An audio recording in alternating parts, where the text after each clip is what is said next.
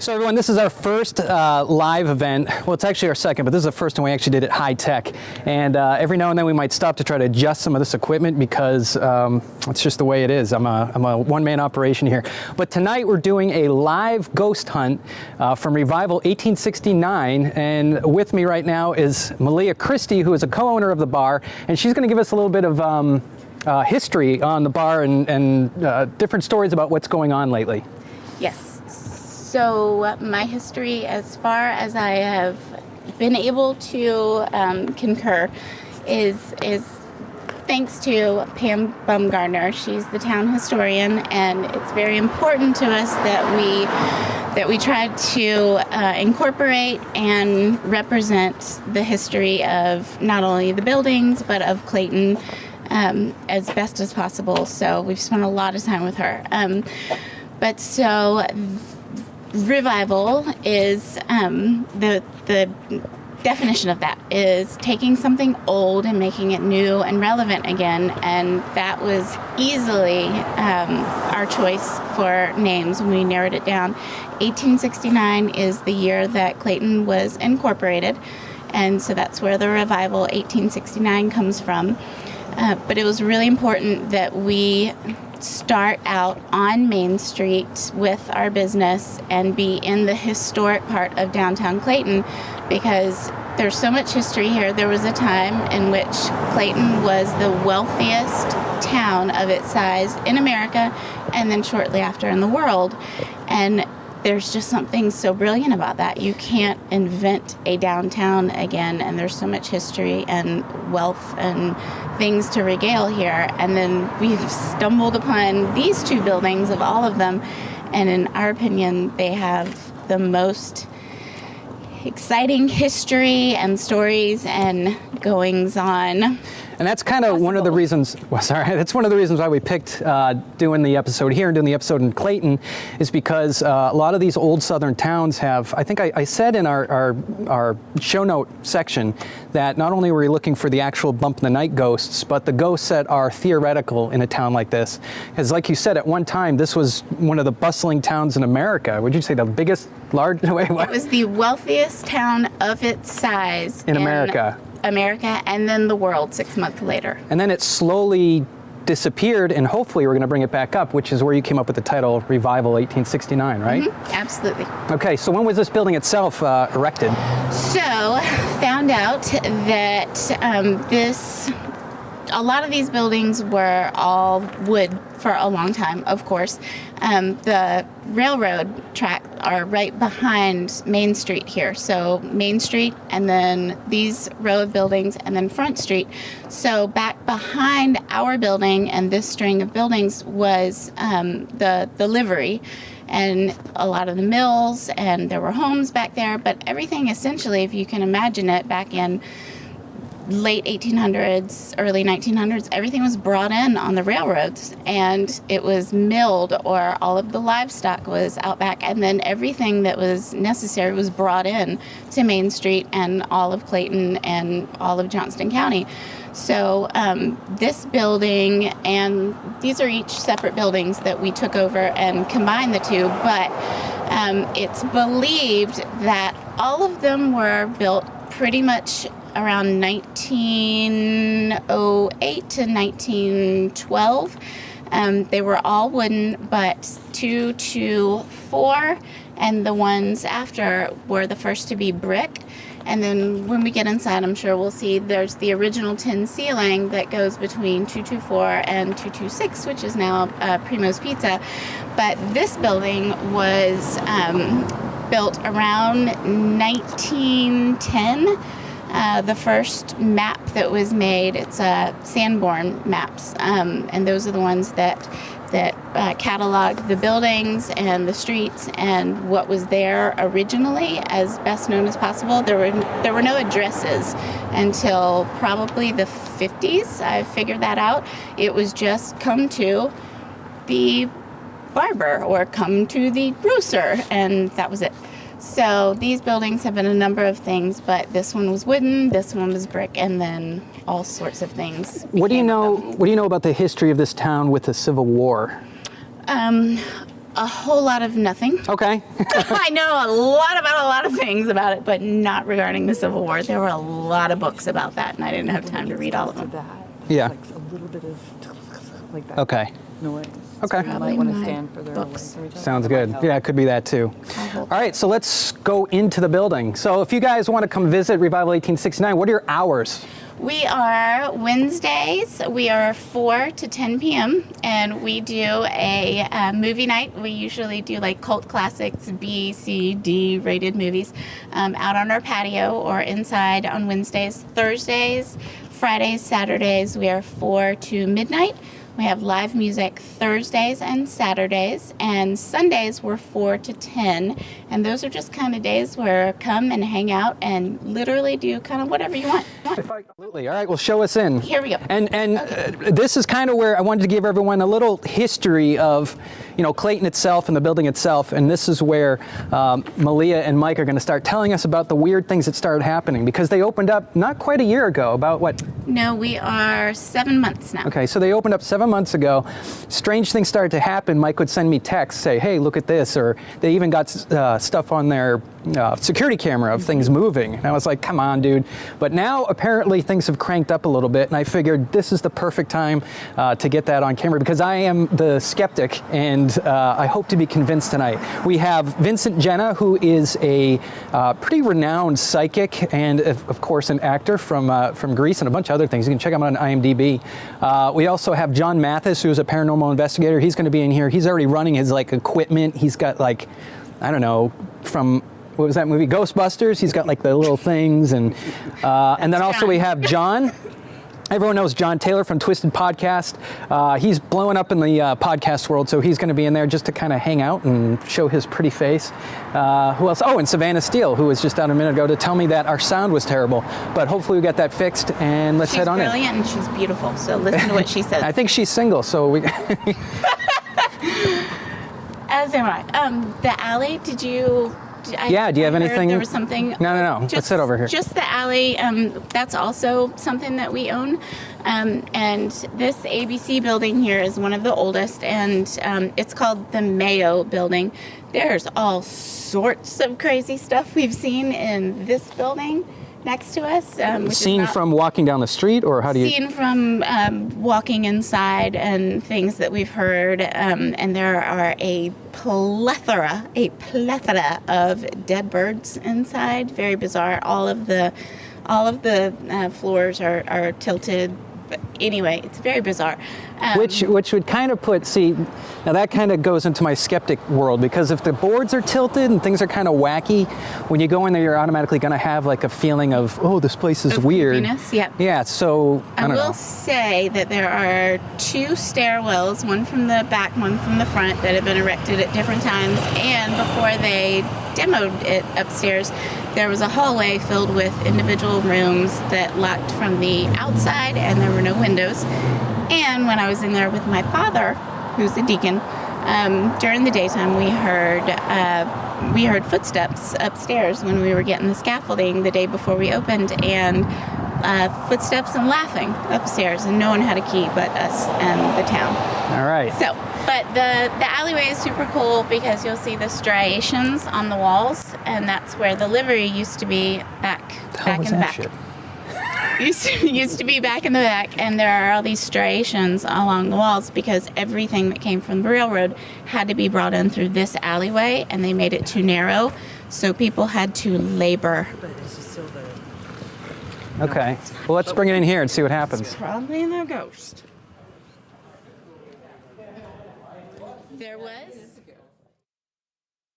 First thing that you guys noticed where you're like, now here's my question, I always have to bring this up. Did you come in here with the idea this is an old place, there's lots of stuff going on, that maybe we could be haunted, or were you just like, business as usual, holy shit, I'm levitating? We'll show you the levitating here momentarily. No, we Make sure you came speak in- up because this is for the podcast, but that's the only mic that we have. We came in. No, that one's good, but up here, yeah. We came in knowing there was a lot of history, that each of these buildings, we were taking over two, not just one historic building, but two. And we knew that there was a lot that was going on. We were in the middle of what was bustling downtown, and for us it wasn't just taking over a building and making it a business, it was using the history. Here comes the freight train. I can tell you the schedule of it since I live on Front Street. There are fast Amtrak passenger trains that take about 30 to 60 seconds, and there are these freight trains that take anywhere from a minute and a half to 7.5 minutes. Hate to be at that. All right, well, let's get into the juice. I want to see where the stuff was. So Mike would text me. And we knew it. Mike would text me like pictures of bottles and stuff broken. Oh yeah. Okay. Broken stuff. And so and you guys would what come have in afterwards and that would happen, or? We are many times, pretty much all the time, the last ones to leave. And we leave everything, we're meticulous and everything is the same. We leave, we come back sometimes 4 or 5 hours later, and things are missing. Even before we open, things are missing that are very critical and that we've paid a lot of money for. They're missing, then they show up. Nothing bad has ever happened other than a few broken bottles in our office, but it's never been like a bad presence. It's just been very much either playful or just, I don't know, kind of just wants to cause a little bit of trouble. Hey Mike, And do you have the video of the ladder moving? Oh yes, Okay. yes we do. Oh, you did? We I don't have it's my a phone really on me. great- I mean, can you just bring it up on your? It's a really, really good video, and we have it on our security cameras, so it's high definition. Oh, that's right, it resets. But we did take a video of it. And there were people here, employees and guests were here at the time. Can you see it? Does it work? See it? Yeah, I guess you got. Watch the ladder. Just the ladder. Holy cow! Did you see it? It made a lot of noise, and then our bartender down there, Dave, he turned Oh around my and was like, gosh, that's terrifying. So wait, was there a train going by at the time? No, Well, there's a train going by now. We can take a look at it. Speculated all things, and right now our mats aren't down, but it is hard for any of you who have been in. When we have to go up that ladder, we have to beat the ladder really hard. We have to make sure it's not on the rubber mats, and it is hard to move that ladder. And it swung out probably 5 inches. It shook back and forth, and it swung back, and we all stood there. We all sat there. I'll Oh, yeah. wiggle it so you can Redo hear it. like the sound of it. Okay. Yeah, especially because the mats. All right, let's work aren't our way there. over here then. With the mats there, it's nearly impossible, but he'll be able to show you what it did despite the mats. And our bartender, Dave, he was he doesn't like to acknowledge this stuff, so he points across the room and goes, "Don't you say it. Don't you say it." That's the noise it made? No. Yeah, it was like that. I know, but look, swing it out first and then shake it. Swing it It was out, like that. shake it, Well, and they swing all it saw back. it. It's- I know. Yeah. Okay. So it's not quiet. It's not like he didn't see it happen. No, It was- it was very. it was- you saw Dave turn around. It was very audible, Yeah. very It was like this. visible. That's essentially exactly what it did. Okay. Yeah. So, Mike, tell me. I remember things started going on here. Let's pass this mic over here real quick. Tell me about the. Oh, yeah. So, you had some other. Yeah. Hold on a minute. Sorry. It's okay. All right, so you had a bunch of things happen, little things here and there, and then when I came in tonight, you said, whoa, things have changed a little bit as far as the level of things that you saw that were unexplainable. Let's start with, I don't know, I'm in your wheelhouse. You tell me what the deal is there, what you saw. Well, there's been a lot of little things in the building. I'm not going to stare at the light. Yeah, it's not comfortable to talk at the There's been a camera. few things that have happened, some small things, but more recently, we've seen figures and silhouettes, Okay. but not just a silhouette like a shadow silhouette. Something with texture, something with color, and something that was like formed. It was very it was very weird. Tell me a In fact, situation where you saw It it. hit me. It was when I was coming and going. It hit me twice within Okay. like 15 minutes. Right after the next day, me twice. Right, and then Malia seen it a few times, but it was a person, a little bit taller than me, thinner than I am, and they were just kind of rested up against the wall, looking towards our refrigerators, which is where we keep some of our. Yeah, well, we can walk over there. No, you're But yeah, it hit me twice, and the first time I saw it, it was like an instant fight or flight mode because it was after hours and there's no one here but me, and all my doors are locked when I'm here, and we were doing like inventory, and it was an instant thing like, well, who the hell is in here? Because there's some homeless guys that walk around out back, but they're generally very nice and friendly. So I was like, that's very strange if it's them. But you go in fight or flight mode, and my mode was instantly into like fight mode, and so I turned back around real fast and it was gone. And then I thought, well, maybe I'm seeing things. And then I started walking around and I'm doing the inventory and I'm doing different things. And I walked back, and there it is again. Same, looked exactly the same? Same look, the same thing. Maybe just moved around a little He or bit. she? I don't know. Oh, it was just dark? I can't say for certain whether it's a guy or a gal. It appeared that it was, Describe to me what but you it thought doesn't. you But it saw. doesn't.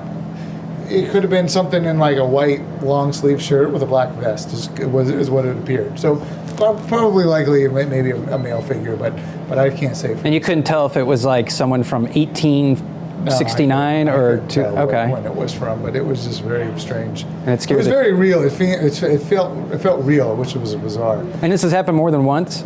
Well, that's the only two times I've seen it. Okay. But different things have happened. Money aligning itself.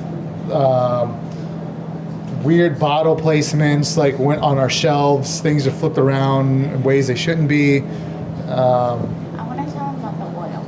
There's an oil thing where we discovered oil.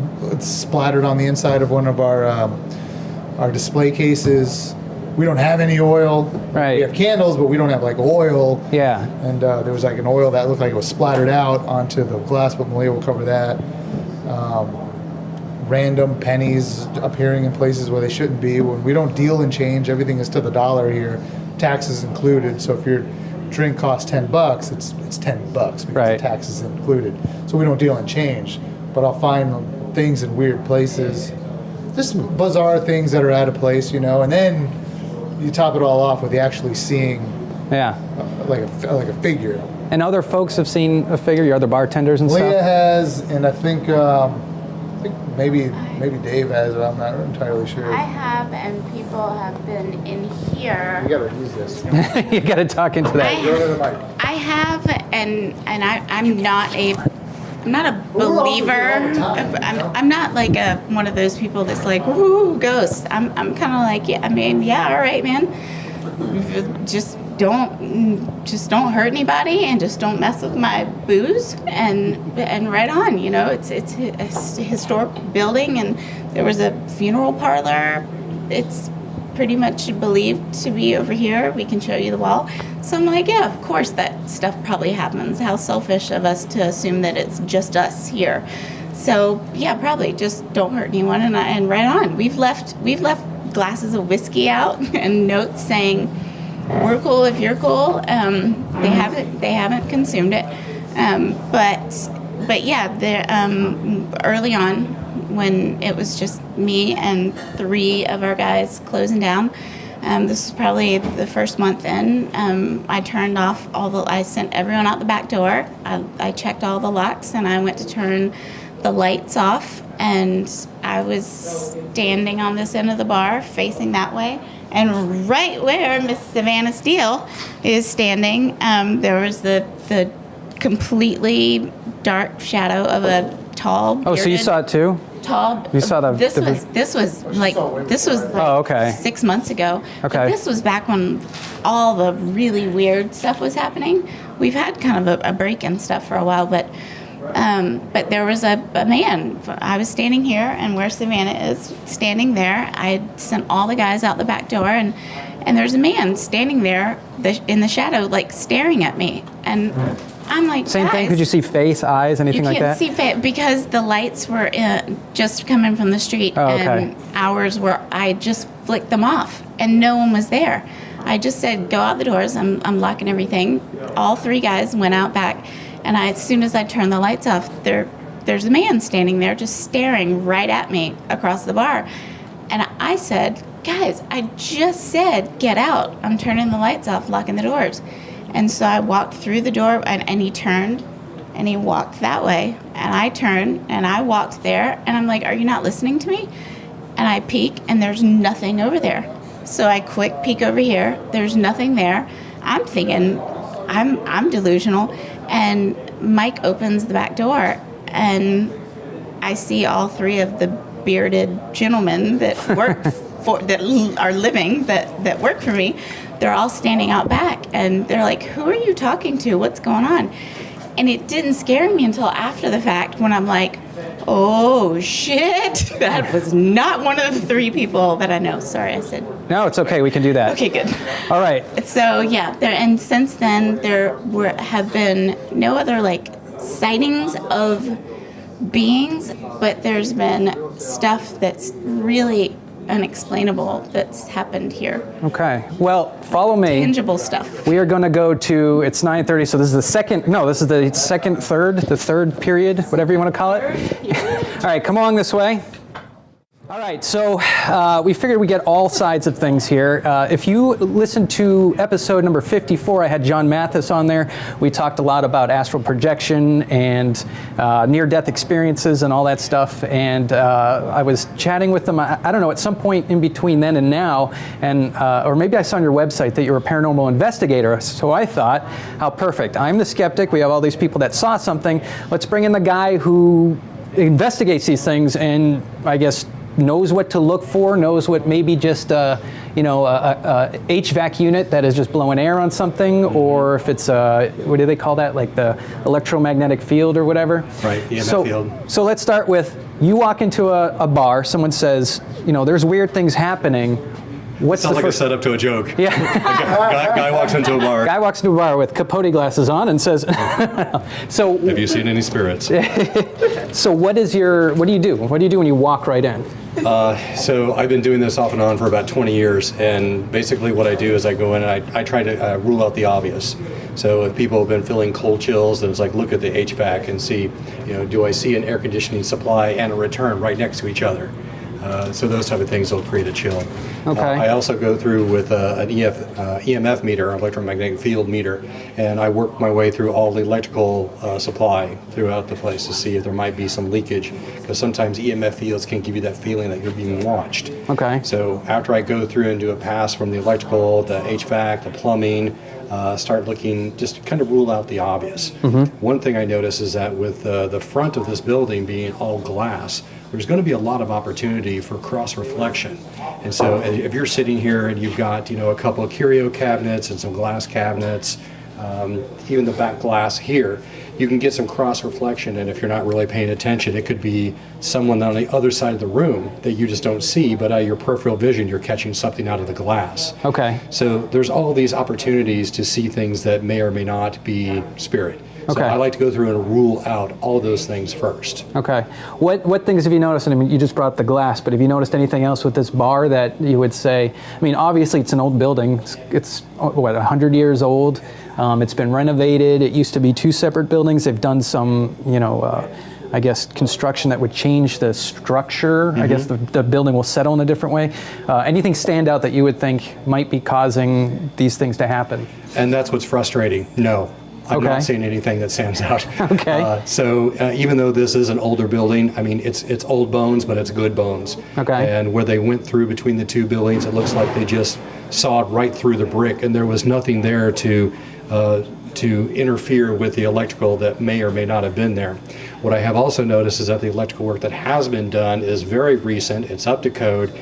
Usually there's a couple of places where you can usually find some leakage, like in the fuse boxes themselves, or in junctions where you're tying in 2 or 3 different electrical sources. Okay. So I went to all those places. I'm not finding any leakage whatsoever.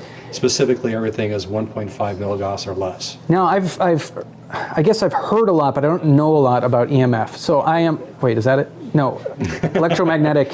Yeah, electromagnetic fields. Okay, EMF. so being in medicine, I just personally don't know of anyone that comes in and says, I'm feeling this way, and I would look towards that. Is there science behind this? Do they study how people behave around an electromagnetic field, or is it, okay? Yes, so actually, you can go back to the 1960s and with the MK Ultra experiments with the CIA. Okay. I hate to really go down that rabbit hole in particular, but they actually did experiments with people and exposing them to different electromagnetic fields. Okay. And by adjusting those fields, you could actually make people feel things that they shouldn't be feeling. So paranoia or feeling of being watched, depression. So you can alter a person's mood by the type of electronic magnetic field that they're in. Is everyone susceptible to that, or? Everyone is susceptible to that. Okay. Everyone that they tested was susceptible to that. Okay. So you come into a place, you said what's a normal number? Well, so I'm not looking for a quote-unquote normal number. Okay. I'm actually looking for any kind of leakage. Okay. So I'm not going to go with a normal. I'm going to say, am I seeing evidence of any kind of exposure? Okay. And the gauge that I use is either a 0 milligauss, and the first response would be a 1.5 milligauss, and it goes up to 3. Okay. So what I've done is I've gone through every piece of electrical that I can find here, and every once in a while I'd get a pop to 1.5, which is the very first response. But other than that, this was a very quiet, very clean place from an EMF perspective. Okay. So that also tells me that if I get any other response throughout the evening other than 1.5, then there's something else going on other than what was the baseline. Okay. So what is that? I would assume that if there was a ghost, it can pull the electromagnetic field and show a spike? Correct. Okay. So the theory is that ghosts use energy around the environment in order to pull into themselves in order to be able to manifest the things that they do. Okay. I mean, the energy is constant. It only changes forms. And so when they try to do things or manifest or make things happen, it requires energy. And, we have metabolism and we have ingestion of food and nutrients, and that's where we get our energy from.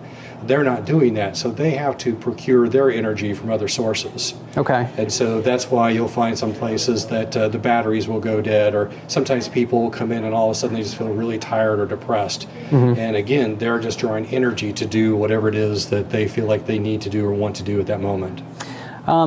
Okay, so that's the EMF. Any other tools that you used tonight here? I know we only gave you like 20 minutes to walk around. Thanks for the heads up It's on that. just kind of it's the way it runs. It's like, you make a plan, but you don't fall in love with it. Yeah. So what I did was I brought a digital recorder, Okay. and I can set it so that if there is voice phenomena, that it will automatically start recording. Okay. And so I've already gone through and done some baseline. However, it was kind of muddy because there are several people here and there was just that setup and everything. So there was an ambience going on that I couldn't rule out. Okay. So I'm not going to use that this evening. The other thing I brought was a laser thermometer.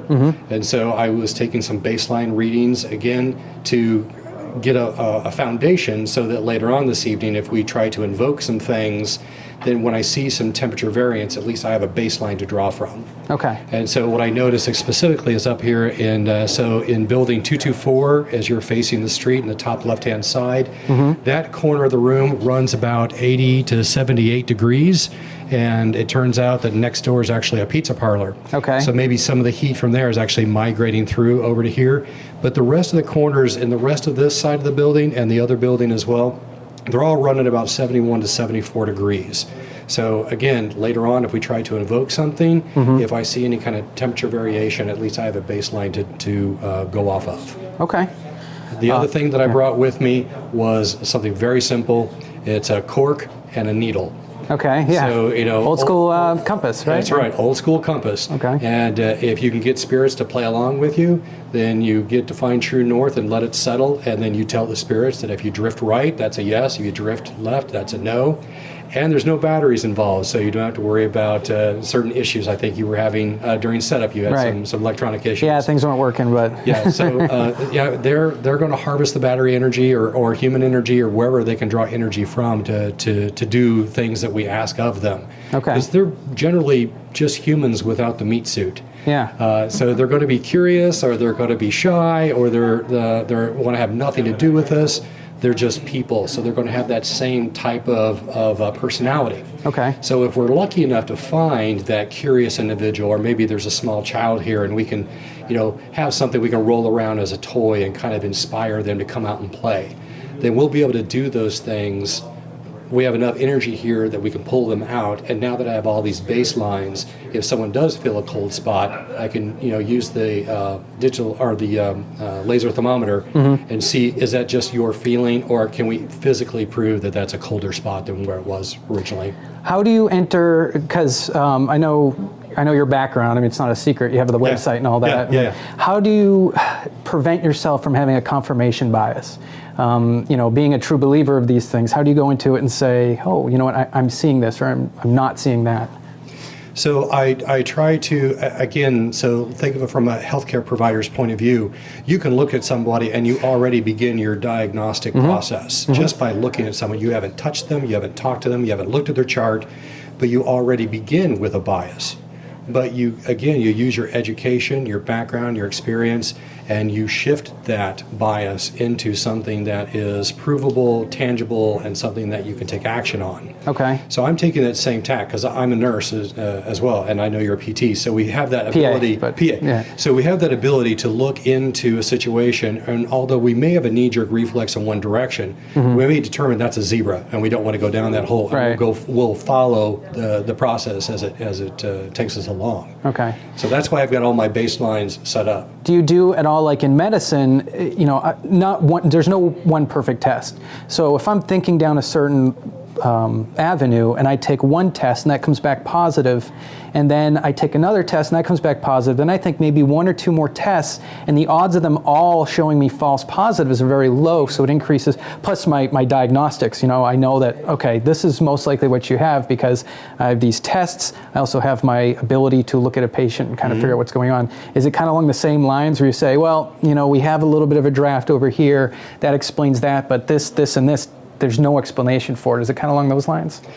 I believe that's the way most people would operate, in the Okay. sense of, it's like, let's begin with the obvious and rule out those things, and then kind of like by process of deduction, it's like whatever remains, however improbable, has to be the truth. Okay.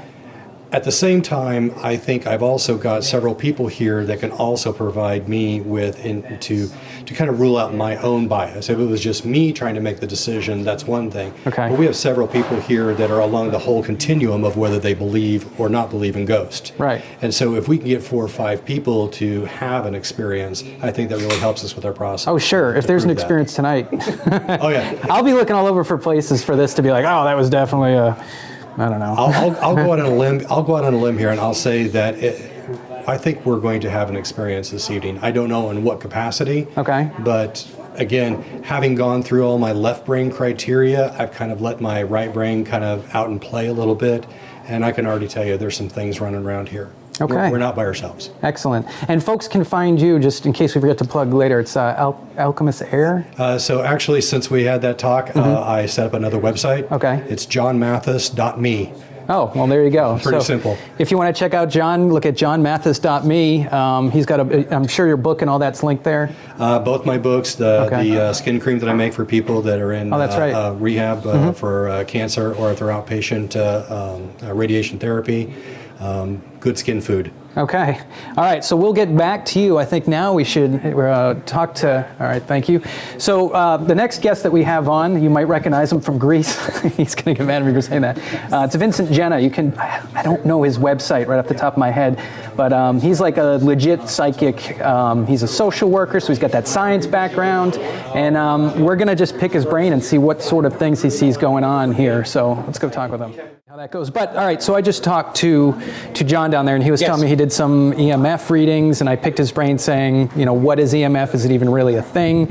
I don't know. It basically, to me, if I'm coming into a place like this with lots of scientific equipment, and I want there to be, I guess, a paranormal sighting, then I'm going to use a little bit of confirmation bias and say, see, therefore, this is moving. Then, now you take it from a more internal. I would assume. I don't know. Actually, I'm going to let you tell me. No, it's really good. Okay. Yeah, no, you're absolutely right. I mean, we can absolutely invent anything we want that helps to validate us. As humans, we always need validation, right? And if it seems scientific, okay, any piece of equipment, is it really scientific if it does what you want it to do? It doesn't necessarily mean that. So boxes with lights, I don't use that. I absolutely respect the use of it and stuff like that, and great. It's more our feelings that's much more important than that, because you can actually sense and feel, like your skin and the hairs, and people can actually feel that. That's so far better than looking at the box and saying, oh, the red lights are going on, there's definitely something here. Okay, so now what do you do with it? Well, I think it's, so you have the, what do we call it? The objective and the subjective. Yeah, I know we like to call it objective and subjective, but isn't it subjective to interpret what the machine is doing anyway?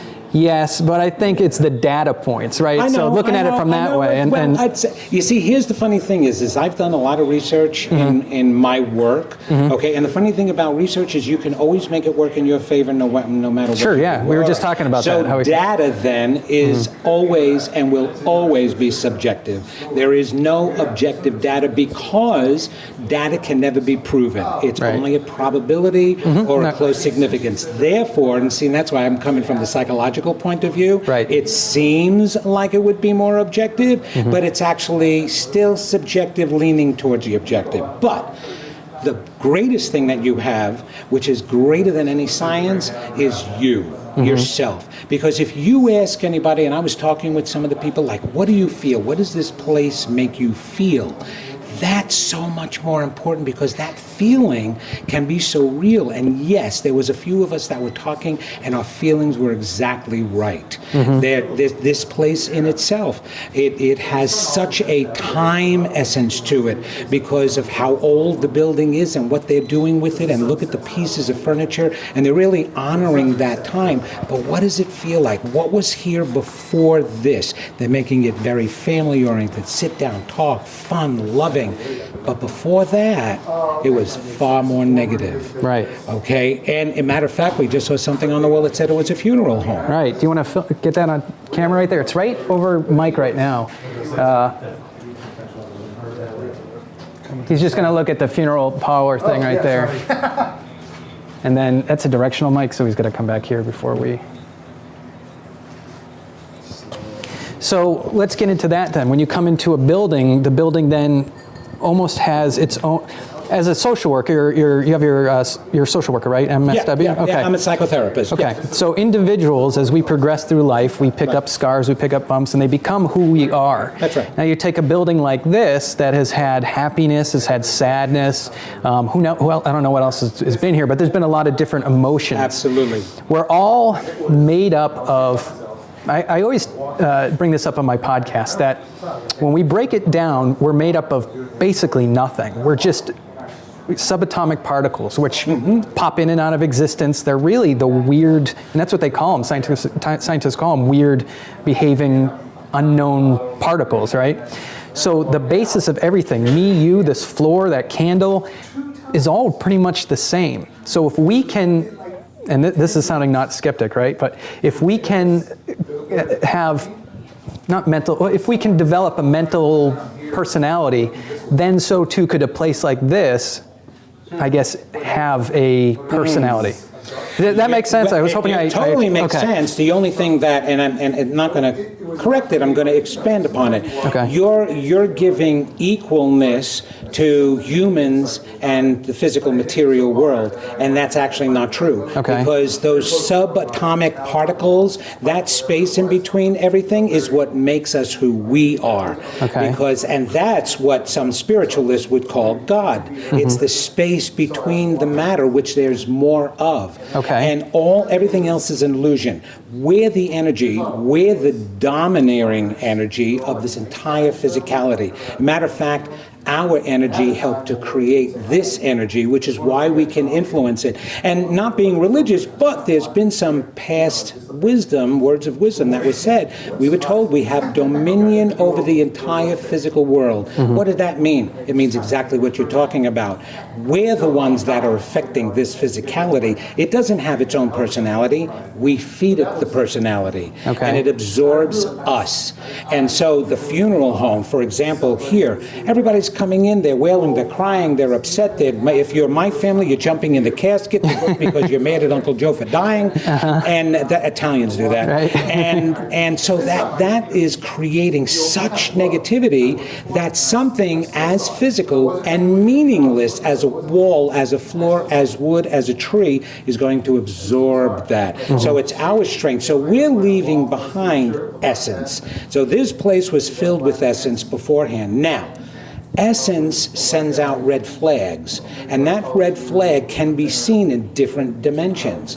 And one of the reasons why we feel that there are apparitions in this place, and they're not spiritual apparitions, there are what we call the ghostly apparitions, the ones who didn't cross over, so they're kind of stuck in the earthly dimensions.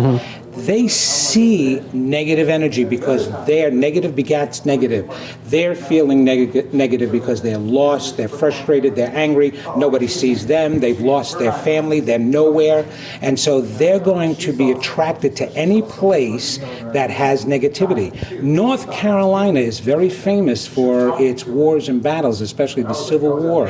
There are so many lost soldiers, young and old, and even children and families that got caught up in the battle that are stuck here in this area because they never crossed over. So here you've got a place like this, which was a funeral home to start with. Now all of a sudden it's turning into something more positive. Originally, the spirits were attracted here because of the land, because of the energy here. But I can tell you that only one guy may stay and the rest may leave because the positive energy will push them away. It's a soldier, and I believe he's the one that may be causing some of their problems, especially by the bar, with drinks, with glasses, movement. I'm just seeing Broken that. stuff too, so it seems to be there's... Absolutely. Okay. And it doesn't necessarily have to be somebody who's so angry he's purposely doing that. Poltergeist is so rare, and it's a great movie. But it doesn't happen as easily as that. Just as hard as it is to communicate with them, it's really difficult to do that physicality stuff. They actually need humans' energy in order to use some of that stuff and do that. Okay. Like when a spirit is talking with me, it's using my energy to communicate. It's using my words, my voice, my sense of smell, my knowingness in order to communicate something to me. They don't have a body, but they do carry their essence with them. That's why I can see it's a soldier, Okay. right, that is roaming through here. The little girl, I'm not sure where she's from, but it's definitely soldiers from the area. Do you think it has anything to do with, and maybe this has something to do with that Mike being a previous soldier or a Marine, but you know. Well, you know what? That would be one of the reasons why he's attracted, and he'd be the one that stays. Right. Number one, he's a guy, he likes a bar, and he likes to drink. And he's very frustrated he can't have any. He's got all the spirits over here, and this spirit can't have any spirits. Are you feeling this? Is this something that- absolutely. Okay. There's definitely a guy here, yeah, well, without a doubt. There's three, like I said, they all three roam through, but that guy is just hanging out. Okay. And yes, he is relating to Mike. Okay. Okay, because when you are in that next dimension, you even see more than we see. So you can see the past, present, and the future. So he was able to see Mike's past. Okay. So and you know what? The couple here, they're such nice people. Okay. And you know, and they like the niceness because maybe he doesn't want to be so angry. Maybe he doesn't want to, and that's what I'm feeling from him. This guy is not an angry soul. He's a stuck soul, and he likes downtown Clayton. You know, this Sure. is the area where there may have been some troops, there may have been some of his colleagues that were here and his peers that were here, which is what's keeping him here. And that's what draws spirits to certain areas. Okay. Besides being buried, you know, in an area, a lot of North Carolina does not have any burial laws, and that's the other reason why a lot of places are haunted, because you have homes and churches with people buried right in the backyard. My entire development is not only an Indian burial ground, but it was a slave cemetery, and we have unbelievable things happening at the entranceway to our development. Okay. So it's really is fascinating, but again, an instrument is great. Collect the data, understand it, but your feelings are even more important, because when they talk about it and they talk with the other employees, they're getting incredible feelings. They're validating each other. Yeah, I kind of felt that the other day. I felt like something walked right past me. I felt the same thing. Why chalk that off? I mean, we could all be crazy, but if we're not, then we've got some interesting answers and some things to deal with. You know what I mean? Right. And as a skeptic, I'm telling you, you're not a skeptic. Otherwise, you wouldn't be doing these films all the time. So there's something inside of you that loves this. Yeah, that's why it's the what if, what if podcast, because what if, that's what we're looking for. Of course, I know you're looking for that. And I try to get people's, perspectives, obviously all different types of perspectives, scientists, philosophers, authors. We have a former Secret Service guy here, so, we try to get the whole gamut. I know that, and that's excellent. That's so fabulous that you do that. So, let's take it then, when we met out here in the curb, then we came in, all right, as you walk into a building, and let's just say this is, any old building, let's say it's Christmas Eve, 2010, and you're walking into a family member's house, or even a friend's house, never been there before. Do you feel, what happens? Do you get bombarded with things, or if it's my family, they bombard me completely. They're all over me. Okay. No, I have complete control over my abilities. I don't intentionally turn them on so that I'm walking in going, wait, what was that? Holy crap, Here was completely different because I know that we were setting this up, so I allowed myself to feel it. Now, I can turn it on any time, and if I'm sitting there and something is really negative that's going on, it will let me know. I will feel it. I will feel that energy. I will feel it whether it's coming from a person. I actually feel spirits, loved ones that have crossed over. If they have an important message, I will actually get boom, boom, boom, tap, tap, tap on the shoulder. Okay. And of course, when I'm first doing that, I'm like, looking around for someone to do that. Right, Okay. great. Okay, wait a minute. Who's this now? All right, what do you want? I don't just walk around like, it's not like what you see on TV. Mediums shouldn't be sitting in a restaurant or at Whole Foods squeezing melons and seeing the cashier's dead uncle, okay? Right. It's not the way it happens. We have to turn it on to let it happen. Okay. But walking into this building, I allowed my body to be a sensor, to be that meter, right? And I'm walking in, and I'll get an energy. And actually, it was twofold. The initial energy I felt was family. Okay. Okay, this is fun. This is good. And that was before I came into this room and saw the piano and saw the antique furniture here and the family pictures, old family pictures. So you can tell that they're going into a mood and they're trying to really establish an ambiance over here. So I felt that happy part. But then I also felt something pulling me down into the lower ground there, like that sadness. So the difference is I can walk into a place and know that there are deceased buried underneath the ground, or it's just the energy.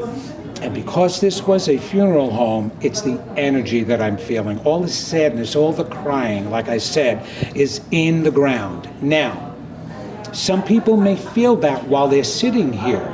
They may get into conversation. They may get into negative conversation. They may feel a little sad. They're coming over here, they're having a drink, they're feeling depressed. It's because they're feeling that energy.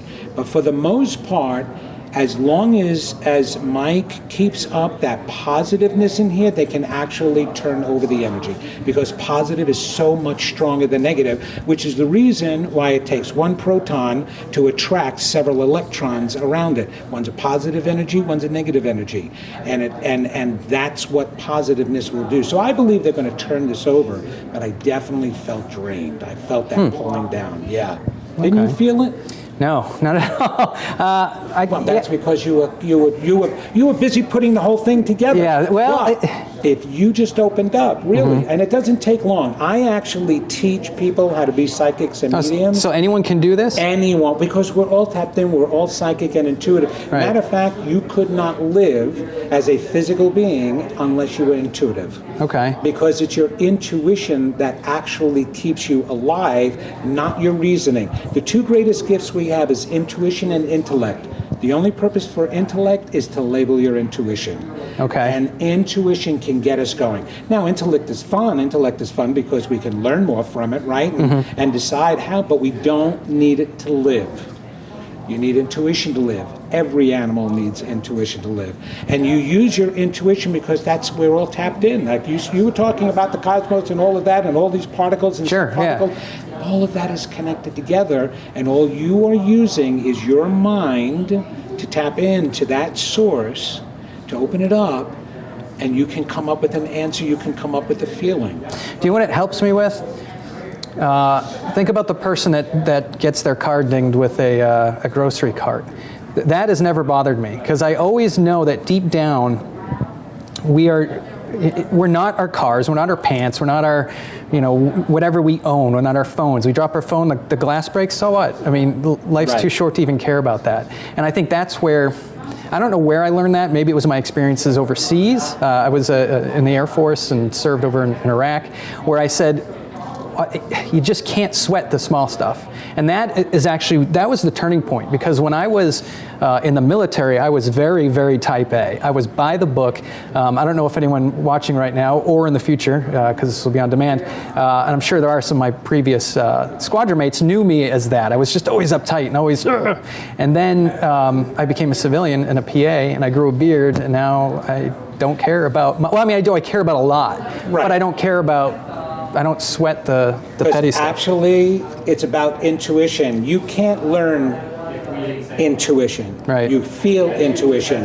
And John Locke, Thomas Jefferson, Carl Jung, Sigmund Freud called that the collective unconscious, the mind of God, where all people are connected together and there's a knowing. The whole reason why the Declaration of Independence could be written, that concept of unalienable or inalienable rights, was the knowing that something inside of us knows. It knows the difference between right and wrong, and if it knows the difference between right and wrong, it knows everything else too.